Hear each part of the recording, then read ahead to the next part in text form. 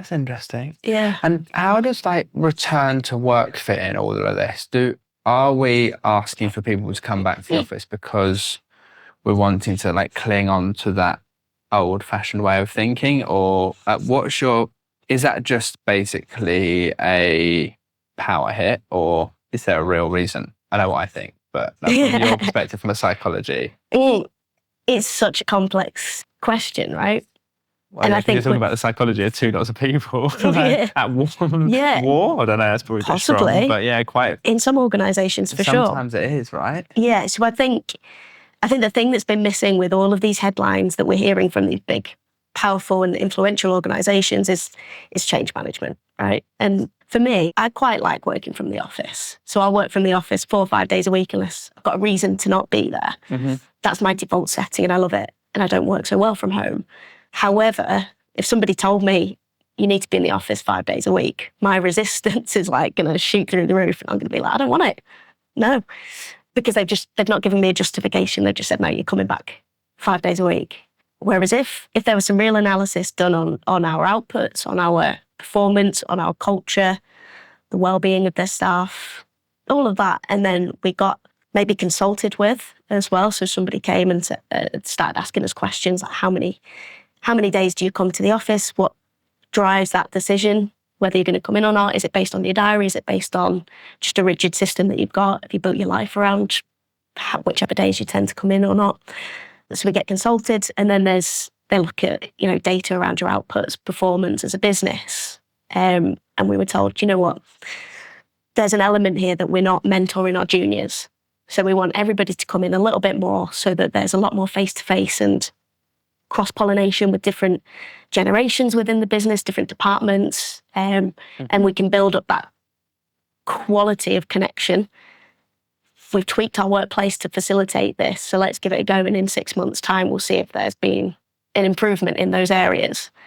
And I'll be like, all for it. I'll probably be part of that, trying to collect all that information and analyse it, because it's wow, I'm thinking you should go to JP Morgan, you'd be wicked. They kind of need you, don't they?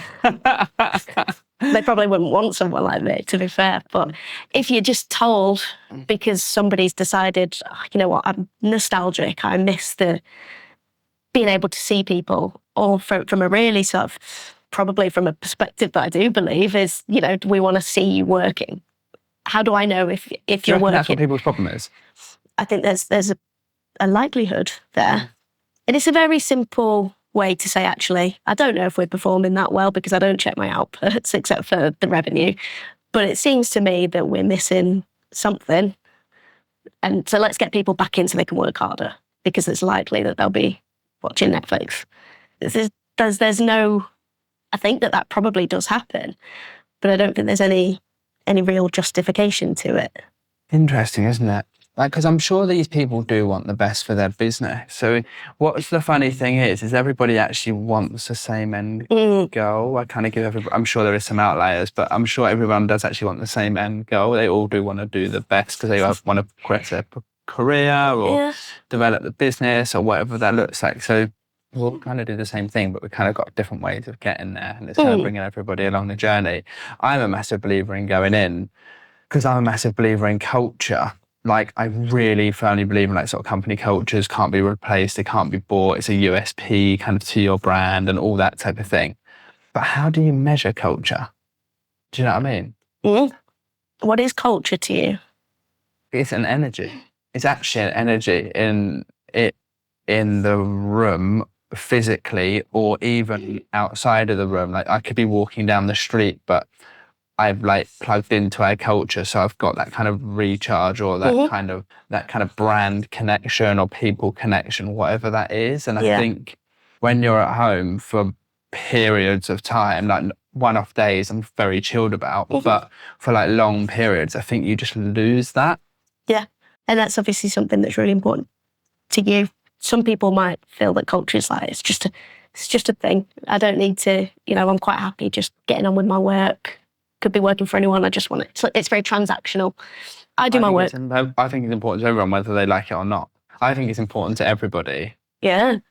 Whether they like it or not. It's like nature improves how you work. Culture is important, to connect with the business. Do you know what I mean? That's how I feel. Yeah. Maybe I need to be do I need to like think differently? Potential. I'm always open to to try and understanding everybody's viewpoint. There might be a sense of, everyone needs to feel a sense of belonging and connection, right? That's there. If you think of Maslow's hierarchy of needs, for example, it's kind of been disproven, or there's not loads and loads of theory to back it up. However, it's a really good kind of conversation point. And naturally, we do want to feel like we belong. That's like our baseline. Because in communities, you are safe, you're reproducing. You know, if you go back to sort of caveman times, there's real benefits being in a group.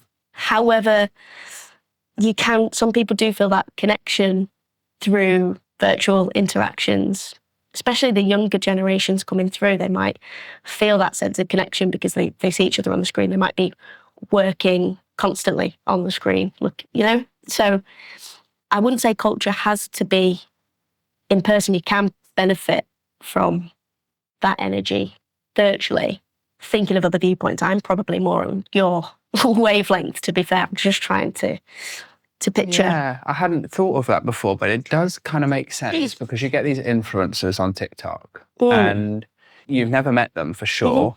And yet you do sort of feel like you know them. It's strange, isn't it? Yeah.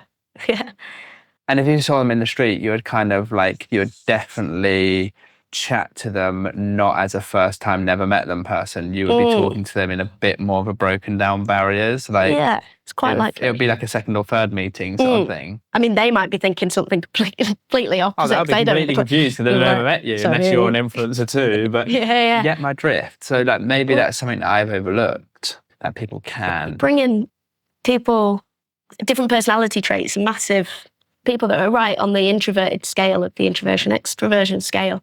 Might really not want to be around people, and actually isolation, excluding yourself from a situation